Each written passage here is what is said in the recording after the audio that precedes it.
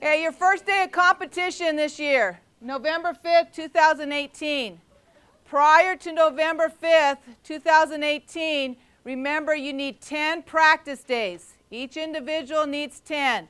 If you have kids that are coming from football that are going to be, with your team, with your co-ed team, make sure they practice 10 days before you put them into any type of competition.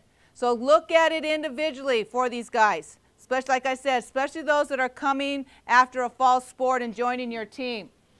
The information that is due online, your athletic directors know this, is December 15th. That means you need a roster. Is that roster set? No, it's not. Yeah, you know it's ever changing. As you guys, I get calls all the way up to a week before state. But make sure as you have your roster online and you start changing that roster that you update it on Max Preps. And again, if you need help with that, you can call myself, you can call Tyler in our office, but your athletic director will know how to do that. Registration forms, state championship information. This is a crucial date right here, February 22nd. We do not take any registration forms after February 22nd. At that point, we will have the schedule up. It takes me about, I would say, about a week after I get the registration forms to get the schedule built. And then we want to make sure we have that schedule built before state basketball starts, because I also run state basketball. So if I can get Spirit and the schedule up, then we can start building our program and everything, and you guys can start making your travel arrangements. UNM in the Pit, March 29th and 30th, 2019. That is your state competition dates. I do not know about the 28th. A lot of times, this last year we did not do it. Before, we would allow you to come in and check your music on Thursday evening. Last year, the boys basketball, I think it was boys, no, it was girls. The women's basketball team had a game and they would not let us in there. So we had to set everything up that night after that game. So I'm hoping maybe Thursday night you'll be able to check your music. Again, if you've been there before, tablets or smartphones, and tablets are the best. On that system at UNM, it's even better than a smartphone. So if you have some type of tablet you can put your music on, that will definitely play at the Pit. The smartphones, we're about 95% good with that, but you don't want to be the 5% you go in there and your music doesn't work. So make sure your tablets are. This year, again, we flip-flop this every year. Cheer will go first, dance will go second. We flip-flop it. Sanctioned competitions. I will be posting those probably on Wednesday or Thursday of this week. We do have quite a few competitions. I have been receiving those. We schedule 2 per weekend, and the reason only 2 per weekend is because of the judges. We do not have enough judges to do more than 2. I do try to go north and south, but there are a couple weeks where there might be 2 in the same, really in the central area. We just couldn't get those dates worked out. So those will go up on Wednesday, and at that time you can contact the ones that are having the competition. This is very crucial. You need to pay attention. We have this issue, especially for those that are putting on a sanctioned competition. You are considered a sport with the NMAA. That means you cannot compete against club teams. So you are only competing in the high school division or a middle school division if they are member middle schools. If you are putting on a competition, we cannot intermingle those. And also, having solos is not a sanctioned NMAA event. Solos is club. If you're doing that in the dance world, I know it's cheer, but if you're doing that in the dance world and you're putting on a competition, all of that must go separate. So you have your high school competition, cheer and dance, cheer only, dance only, whichever you're doing. Then you need to take some type of break, and it's the club world. And I know a lot of you guys have the clubs there because that is where a lot of you are making some of your money, and I know you want them there, but you need to separate them. So you have your elementaries. We don't even sanction elementaries, but I know a lot of you are having elementaries in your competitions. The solos, the club, the non-member NMAA schools, all of those are separate.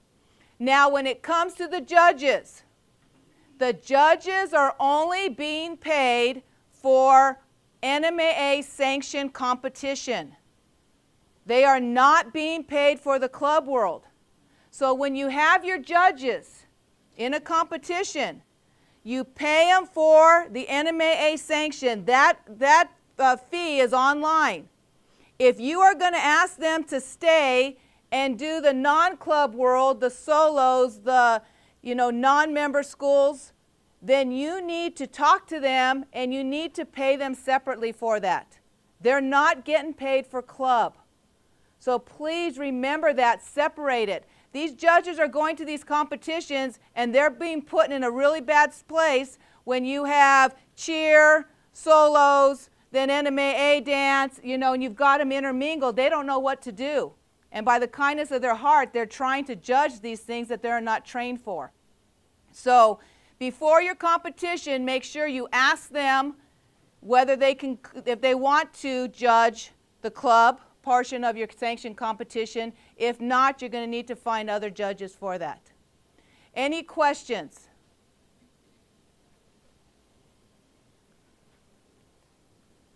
Okay, again, I just talked about the judge pay. Same thing, I just kind of put these two slides together. Middle schools. This is very difficult when you're having your competition or you're competing. Middle schools, there are some middle schools where their high schools are member, but their middle schools are not. And what we are trying to do, Vanessa and I are trying to figure out what middle schools are members and what middle schools are not members. We will put that list online. We're going to have to start asking the athletic directors and the middle school athletic directors to give us that information. Just because a high school is a member does not mean the middle school. Give you an example, Hope. Hope High School is a member, Hope Middle School is not a member.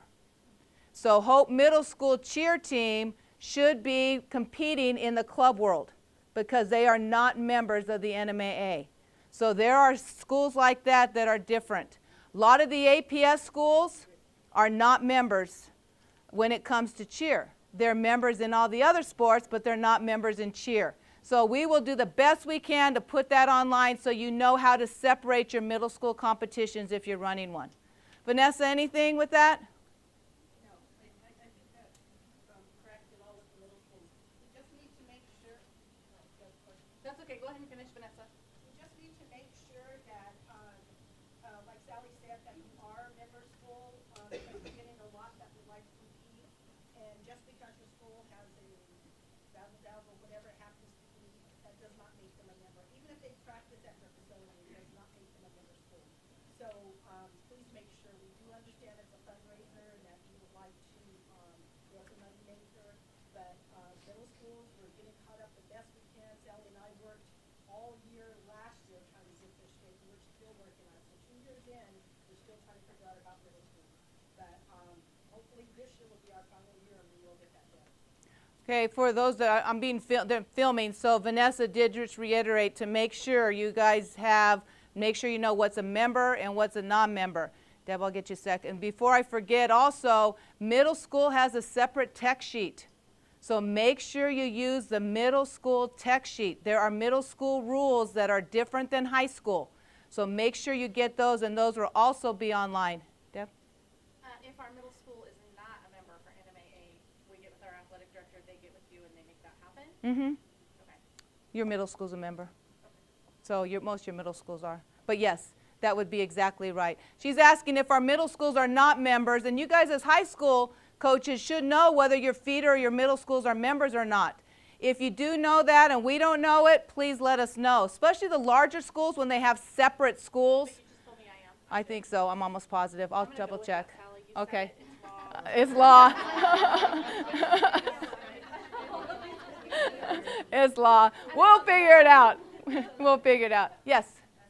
So when we get registrations from other middle schools, we just take it from the coaches' perspective that they are or not a member school? So when you get registrations from other middle schools, when in doubt, call us. In fact, Vanessa's been really good to communicate with her with the middle school registrations, and she'll just email you back yes, no, yes, no, yes, no. And then we also will have the list online so you can compare. And if a school is not on that list, then let us know and we'll do that research for you. Okay? Again, elementary. Elementary, we do not sanction any elementary schools. We don't even have score sheets, anything. NFHS doesn't even have rules for elementary. So elementary is a club world situation. However you want to handle it is up to you. Because again, we do not sanction. Now, one thing I want to caution you about.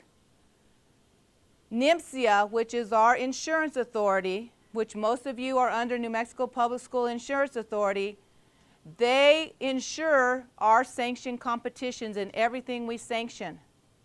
Be really careful if you are having a competition with the club world. Make sure you are insured for that. Because I guarantee you elementary is probably not insured with that. So be real careful. You might need to get another insurance umbrella. Talk to your athletic director.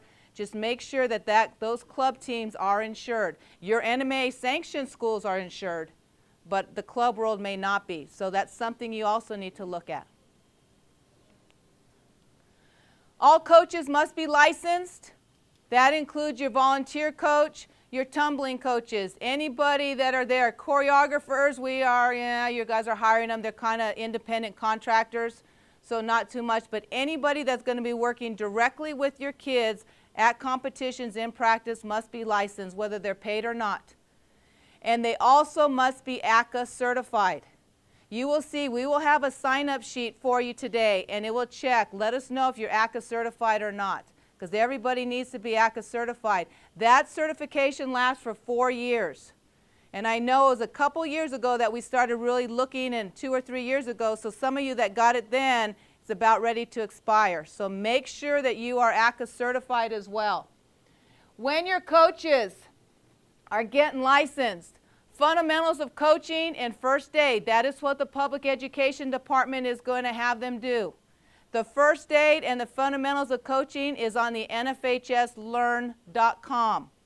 And that is the certificate that the public education department will take. They won't take any other first aid course. We always get, well, they always get, I'm a Red Cross certified, I'm CPR certified, so on and so forth. They will only accept the NFHS Learn First Aid and Safety. Reason for that is because if public ed started taking all of these first aid courses, they have no idea what the content is. So they have streamlined it so it's much easier when they receive all these documentations for licensure that it's one thing that they have to look at.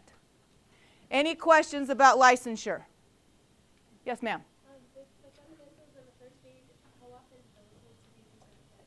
Every time you renew your license. So once you do it once, and I think the licensure is 3 years. So that would be, if you renew your license, you don't have to do fundamentals again, but you will have to do the first aid. Okay. Any other questions? If you didn't hear her question, she wanted to know how much longer, how long do you have to keep redoing those. For licensure, it's a little bit different than ACA. Classifications for you co-ed. You will be happy. We have added a new classification for co-ed. Our big school co-ed is getting very, very big, and it's got to a point where it really wasn't fair. There's like 26 to 30 almost, or 20 something in that classification. So we have a 5A and a 4A co-ed. They are separated, and then A through 3A.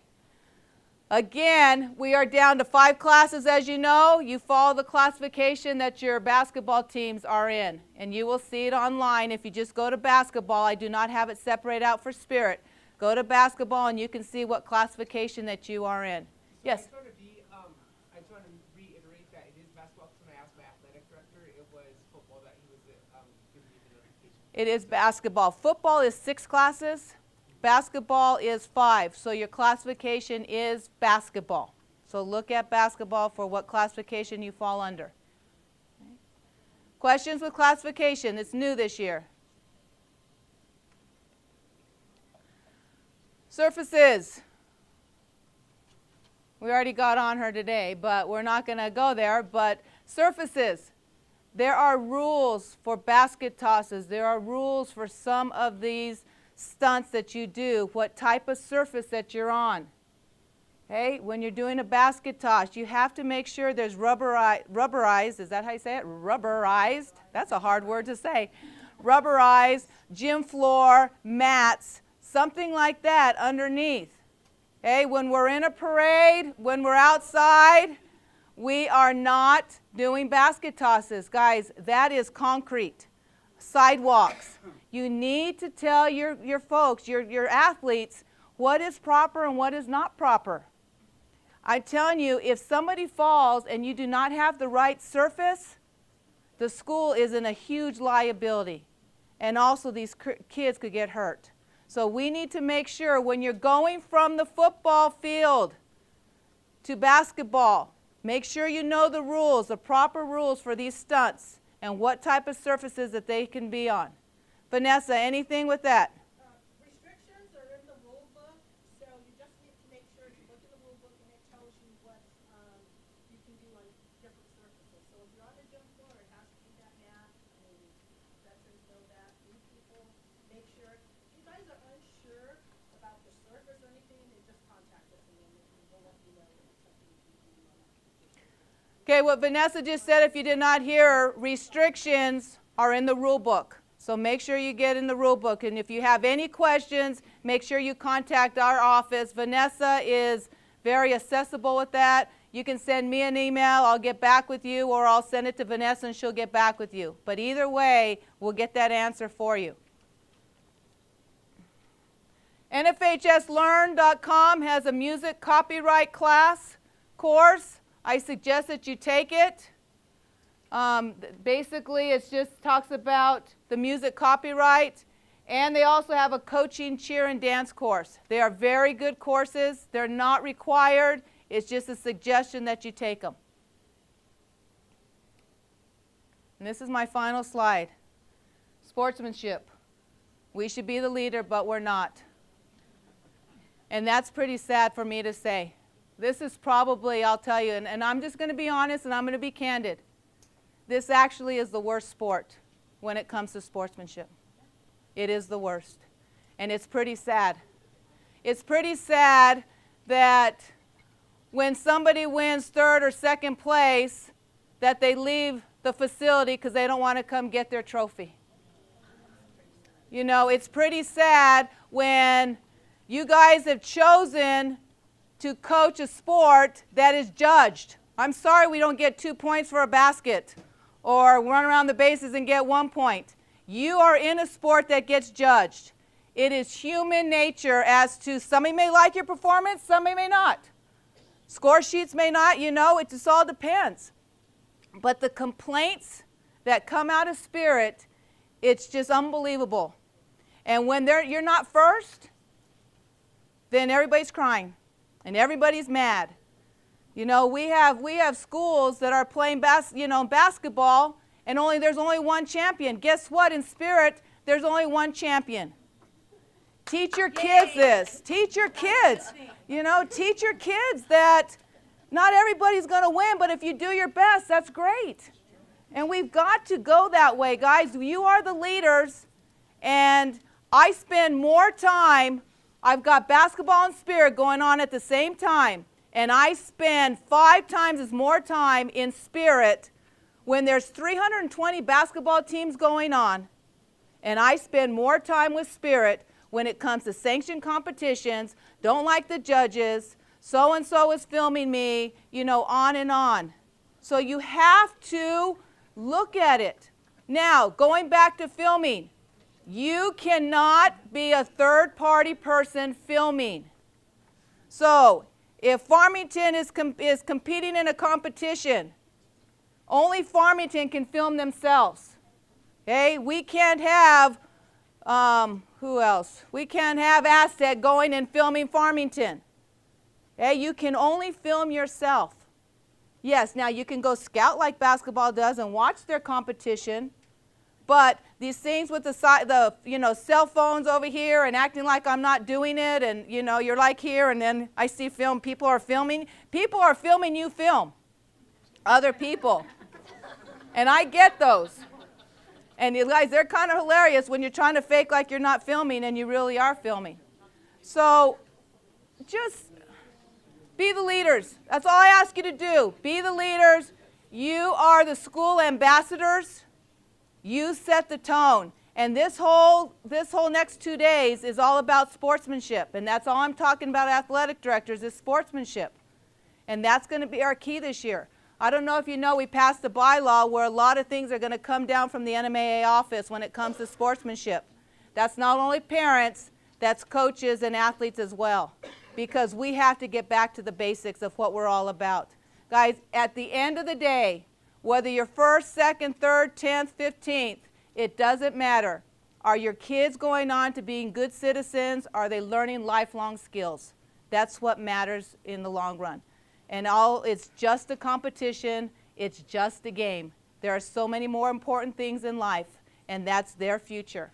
So I just ask you, please, let's get better at this. Let's get better at sportsmanship in our area. Any questions? If you coached last year, I can almost guarantee if I didn't hear from you, we heard from your assistant coaches, we heard from your schools, and we heard from your kids. We heard from over 1,000 cheerleaders personally. So while we're hyper competitive, and I'm as competitive as the next girl, and let me tell you, I probably have more 4th and 5th place state than most coaches ever, and I haven't coached that long. I can't break that top 3 as hard as I try, as great as my kids are, as hard as we work. I can come in 4th place every freaking year. But your kids are learning. And so while we're hyper competitive and y'all are kind of crappy about that, you're teaching your kids some really great stuff, and they've reached out to us. And I wanted to end this, like, be nice when you're competing. But you guys are teaching your kids great stuff, and they're carrying it, and my kids know it, and they feel it every day. So thank you. There you go.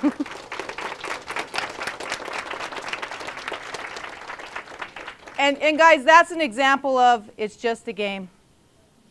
That's real life. That's a perfect example, and that's the best way to end, because you guys, we are in it together. You guys all are great people, and you want your kids to be successful. Let's remember that throughout the year and not get like this with each other. And let's teach them lifelong skills. So thank you very much, and I'm going to turn it over, and we're going to do the rules part of it, okay? Yeah. Yeah, I'm like sidetracked from everything that just happened. That was mind-blowing, guys. A lot was going on there. Okay, so again, I'm going to talk about a few changes. They changed a little bit of wording in here. Again, the really thing I like about it, it lines up really well with ACCA and a lot of things. Just a few things. It does not, obviously, which high-to-high TikToks, if you guys all know, are legal in ACCA, but they aren't for NFHS. So just make sure you guys are aware of that. They updated a little bit of wording in this, but basically what I'm going to do is I'm going to start towards the back with all the pictures, and I'm just going to kind of hit up common mistake things, and then as I'm going through that, I'll touch up on, there's about 2 new rules really that kind of affect you guys, and they're both kind of visual, which is nice. But we're just going to go over some overall things. There's a change on a religious reason to wear on Article 11. If you guys have your books in there, it's on page 16. You guys can go ahead and read that. I'm not going to go into too much detail on that one. That's just on having a wrap on your head for religious reasons. Moving into stunting. Okay, stunting. All these kinds of rules that we break and we don't really mean to. Best thing I can say for coaches, if you think it's really cool and you've never seen it before, you're not supposed to be doing it, okay? That's the easiest way to think about it. If you're like, man, I am so creative, I can't believe we just thought of that. Well, you probably shouldn't be doing it, okay? If it's that awesome and that cool. Now, again, every year this slowly alters, and there is one this year that actually is a little bit cooler, and maybe you can pat yourself on the back for thinking of it. But going into it, starting with some new rules, a spotter is required for basically a toss shoulder stand. Now, if you're doing a toss shoulder stand, great job. I have no idea why you're even doing it anyway. But if you are, a spotter is required, okay? So basically, before you could toss up to a shoulder stand. Does anyone in here even do shoulder stands? Okay, there we got one. One, if you're doing it, a spotter is required for it, basically. Before there wasn't, now there is. It's just a big safety thing because you can clip the legs out real easy and the person can fall off the back. Let's clarify a spotter as well. A spotter is someone, if this is a human being in the air, I'm just imaginary person, okay? Someone who can protect the head, neck, and shoulders, just so we're all aware. Okay, I am not a spotter if I'm standing in front of her. Do we all know why? Anyone? She falls to the back. Nobody's saving that girl's life. Okay, I'm not spotting her. I need to be, we're in a position to protect the head, neck, and shoulders. So that's when a safety person, that's when their judgment comes into play. I remember I've had to hit teams before because your spotter is in the front corner just admiring, like, hey, that's a great stunt, guys. Okay, and it's going to go ahead, if it falls to the back, we can't protect the head, neck, and shoulders. So it needs to be somewhere in a position to protect the head, neck, and shoulders. So obviously a back spotter, if they're touching the ankles, they're considered a spotter. But if you have someone extra on a stunt, needs to be in a position to protect the head, neck, and shoulders. Okay, moving to that. You can't hold a palm in your hand and brace a stunt or a prop or anything like that. Okay, and going on with that, you cannot tumble with props in your hand unless it is basically, I believe an aerial would be the only thing you guys can do because your hands aren't touching the ground. So, and forward roll and backward rolls. Sorry, those are excluded from. So you can't do back handsprings, can't do anything like that with palms. Huh? You guys can do back tucks. You joined the ACRA rule. Sorry. So yes, that was the only nice one they changed and added into that. Back tucks with them, but not back handsprings. You can't brace a stunner as well. In a stunt, when you're doing it, you can have the palm in the opposite hand, but not in the hand that's actually holding up the stunt in the air. Moving into 2.5 high type stuff, and I'm sure nobody here, you can't do 2.5 highs. We all know that. There are also ways, you can do 2.5 high without actually meaning to. So if I'm doing a lib and I'm being braced, that person can't support my weight, okay? They can brace me, but they can't support my weight. So if I'm doing a lib and this person's over here and my body weight is shifting onto that person, you're basically considered doing a 2.5 high because then that person is in the air supporting your weight. So make sure if you're doing any kind of bracing like that, that skill in the air can hold it by themselves and the other person's there just for actually a visual effect or some kind of transition in the process as opposed to actually holding that weight. Grips, this is the one I think that gets hit on the most all the time is grips. So we're doing a prep, okay? I'm going to try to be as visual as possible by myself up here, okay? Well, never mind. Okay, so I'm here. I'm the back spot. There's two people holding a prep, okay? I'm holding the ankles, legal, correct? Yes? I walk away and go do my own thing. Still legal? Yes, trick question. We all think for a second. I love it. I don't know. Okay, so yes, they're legal. They're good. We're in a prep. We're doing our own thing. Okay, I'm standing behind it. Legal? Yes, right? Good. We press to an extension. I'm holding the ankles. Legal? Yes, we're all following. I let go. Legal or illegal? Legal, because I'm still spotting it. I go do my own thing over here. Legal or illegal? Illegal, because we're doing a standing extension without a spotter, okay? So, doing the grips now. So if we do this, and I'm doing an extension, I'm the back spotter, and one person steps underneath. Legal or illegal? One person underneath an extension, I'm back spotting. Legal, I know, it's not trick questions, guys, promise. Legal, okay? We're doing an extension, I'm back spotting. Say I'm on the side, and I'm holding the wrist and the ankle. Illegal or legal? Yeah, there you go. I was like, oh, that was a little interesting. Legal, okay? I'm still considered spotting because I'm not underneath the foot, okay? Basically, if you're underneath the foot at any point, you are considered a base, okay? That's the easiest way to think about it. So if I go underneath the foot, I'm automatically considered a base. Do not think about it in positions of this is my back spot, okay? Think about it, who's underneath the foot. So if I'm doing a two-man of any sort, if that second person puts their hand under the foot, they're considered a base now and you don't have a back spot legally. Okay, that's the easiest way to think about it. So no matter where they're standing, whatever they're doing, once that hand goes under the foot, they're considered a base in the eyes of people doing rules. Okay, so just make sure if you're doing any kind of two-man stuff like that, that second person either isn't touching it or they're touching the ankles or the wrists, and that's the easiest thing to do. Anytime they go underneath the foot, illegal. Boom, good on that one? Yes, great job. We're flying through this here. Next one, okay, let's talk about one of the new rules for pyramids, okay? So pyramid, there's a new rule where this was new last year as well. If I'm a human being in the air and there's a human being right here, she's in a load, I'm in a prep, okay? And we are going to go up and move a quarter turn with the same bases, okay? That was a new rule last year. Right? And if we wanted to full it up, we could have too, because we're still doing a regular skill. New this year, Bases, a different set of bases. We can go, hey, what's up? Let's throw you over there and catch over here. Okay? And now, remember all that stuff I said about earlier about thinking something was super visual and cool, nobody else has done it? Nobody else has done this because it's legal now. So you guys are going to be pioneers. I believe in you. Okay? So here, big toss, we can throw over as long as the skill right here is legal. You can do it as you transition to another stunt group. Okay? So I can hold with 2 hands, pop up, go right here. I can hold with 1 hand, go right here. I could technically 360 and land over here. I could go up, spin, and land on my back in a flat back. Okay, these are all legal. What's that? A shoulder sit? Oh man, you came at me hard with that one. I got to look for a second. Let me think about it, and then I'll get back to you. What's that? I don't believe so. I think it's a shoulder stand or a double base prep, and I will find out and confirm though. Go ahead. Can the flyer be passed across, across like this way? Quarter turn, quarter turn. So it is only a quarter turn. So here to here, not here to here. This is where we're too creative. We can't do this, okay? We're going here to here is our limits, okay? So we can go from the back to the quarter, and you guys, you can do it with multiple. These bases, though, again, these bases have to be ready. They can't throw another person, then turn around and catch this person. Okay, no, none of that. You guys are like, man, your choreography minds were exploding with excitement, I know.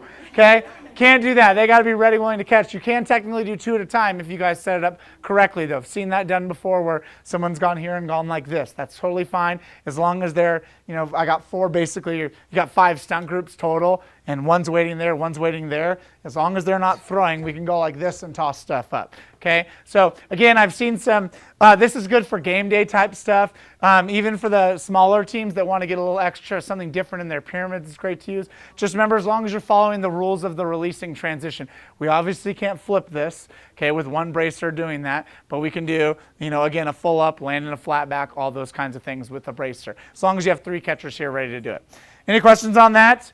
I will find yours out and get back to you. Okay, moving on. Inverts, not much has changed. Let's just remember, so for an invert, if you're doing any kind of inverted skills, the easiest way to think about it is if it's connected when it's inverted, you can basically do anything you want. Okay, as long as somebody's holding on to it the whole point, whether it's a base, back spot, someone on the ground, I can go straight to the top, I can go through to 1 leg, I can spin it up, I can do whatever I want. If it releases from an invert, it can only land in a prep. Okay, and that being said, you can catch higher than a prep, it just needs to land at a prep level. Okay, so correct technique would tell me if I'm doing a shoulder level invert. We all know what I'm talking about here, hopefully. This is my little human being, ready? This is her head down here, okay, and I'm holding her like this. Oh, look how small she is. Some of your top girls are probably this size. Okay, so here we dip and we throw her and she comes upright. If I all completely release, the most she can go is a prep level and stop there. Okay, we can catch it up extended and then power press and go back up to an extended level if we would like to. We just can't go straight to that extended level. Okay, so we can pass through if we do that, and that's correct technique is telling me to catch it a little bit higher than my eyes anyway. Okay, and then I can bring it down and then pump and go back up if I'd like. We just can't go straight to the top. You can when you throw a bracer on the side. Okay, 1 bracer, and then all of a sudden you can do whatever you want again with it because you're following the bracing rules. But individually, when I'm throwing here and I'm releasing and go there. And that's the same rules from the ground as well, and you can only do up to a quarter turn with that. Okay, and I don't even know why you would ever want to do that ever in the world. But if you want to do it, you can. Okay, but basically it's saying you can back handspring up to a load or a prep, or you can back extension roll up, or you can round off in, any kind of free release you want, or you can stop at a shoulder. We could back handspring up, pop up to a shoulder level if we want, and then throw and release and catch here. Okay, all we have to do if we want to take that to the top is just put 1 person holding on. Okay, as we go, my back spot's going to hold on to the ankles the whole time. Now we can go straight to the top if we'd like. It makes sense? Anyone need a clarification on that rule? No, I see heads this and this. It's great. Okay, so that's that with the release. When we get into releasing inversions, again, same rules apply. Once we get that inversion, once 1 person's bracing, we can go straight to the top. When we're doing any kind of actual flipping, okay, that's when those 3 bracers are required, or 12 total people are required. So technically, I could do an inversion with double-based inversion. Okay, so I'm holding 2 people holding an inversion. Okay, and I could hold a prep with 2 bracers here. So how many people do I have total? 6? Did we do that math right? 1, 2, 3, 4, 5, 6. Perfect. 6, and I can do an inversion to the top. Okay, as long as these two people throw and we land in the proper way to catch a two-man, we can't land in a two-man extension. We'd have to land with one person becoming the back spot and one becoming the base. And this person is the brace here. We can actually do an inversion to the top with 6 people if we would like. So I could technically do it with 9. If I had 9 people, I could do 2 of them if I'd like to. So just depends on how you're following those rules. Once we flip again, it takes a minimum of 12. Once you land in that flip, you're good to go. Now the flipping rule also carries over with the people, the new people as well. So if I wanted to start with a rewind right here and flip, as long as my other 3 bracers are standing there waiting ready, we could flip and land in a prone position to a whole new group. Then that whole new group could turn around and flip her right back into another group. Oh my God, minds are blown at a basketball game now. You guys are doing crazy stuff, okay? So we're getting there, and the same rules apply with that new group on the flipping one. As long as we still have that minimum of 12, then you have that extra group of 3 there as well. Are we good? I can't tell if you guys are like, good, yeah, or just like you're bored out of your minds now and it's really hot in here. Okay, that too as well, okay? Getting there. Otherwise, everything else is pretty solid. The inversions, they changed a little bit of wording on it. It basically just means 2 people need to be protecting the head, neck, and shoulders at all times, okay? 2 people need to be doing that whether we're dismounting or getting into the shoulder stand. When we're doing dismounts as well, there needs to be a second person guiding. If we're doing a half twisting dismount, so say a guy or a girl, we're in a hands here and we're going to pop off and half turn, that secondary person needs to be there to help guide it down as well. If there's a skill involved in it as well, I believe that that's correct, a skill involved like a toe touch, and that's if we're popping off to the ground, like landing on our feet, not if we're cradling or doing anything else, then all the same rules apply. Remember when you're falling back to like a prone position, like a flat back, 2 people need to be on the shoulders as well. Anytime, basically, easiest way to always remember it, 2 people need to be protecting the head, neck, and shoulders on any stunt, okay? Any stunt that you're doing, put 2 people where the head, neck, and shoulders are, and you will safely be doing that stunt and following all the NFHS rules, okay? And is that about time? Where are we at on time? Anyone back there? Oh, good. Just me. Okay, I'm good. I got time. I think that is about it for the main rules. Again, is that they just changed the wording on the inversion and then that passing over the rules. The most we see at competitions is always grips, okay, and spotters. Is the spotter standing in the right spot? If I'm a spotter, am I spotting? Also, we try and get away with spotters turning around and picking up signs and passing them off.